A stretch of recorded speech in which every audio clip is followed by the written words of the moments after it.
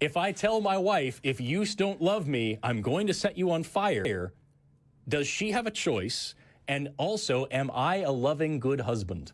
Those are two questions I want you to answer. If you set her on fire, then you never loved her to begin with. And if God sends us to hell, he never loved us to begin with. Wrong.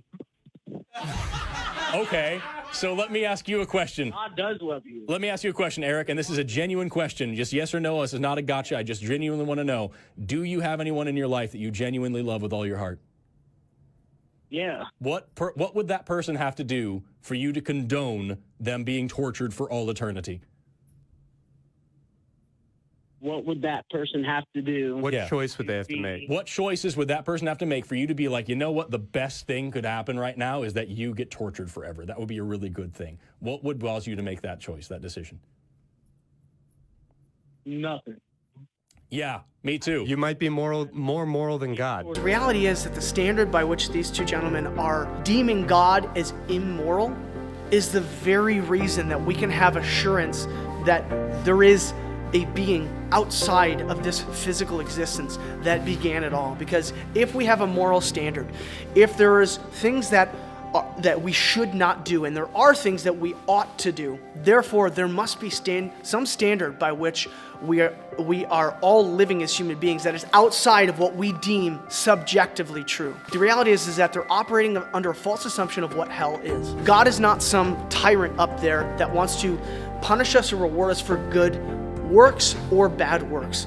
Jesus Christ, as we understand in the New Testament, paid that price. But because God loves us so deeply, he loves us enough to leave us alone. He's going to keep sending us cards, flowers, love letters while we're here on this earth. Because essentially what this earth is a taste of the good and the evil. It's a taste of heaven and it's a taste of hell. There are some awful things, but there are some incredible things on this earth.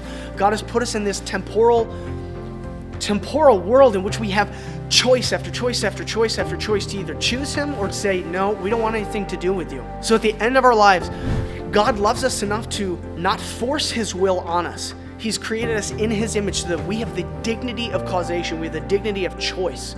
We can choose to make things happen and choose to have our own way. As C.S. Lewis would say, either we say to God, thy will be done, or he says to us, thy will be done. Because the bottom line of hell is that it is separation from God. There's only two eternal places. Either you're with God for eternity or you're not with him. God loves you too much to force you to be with him. He'll let you choose. Hell's gates are locked from the inside.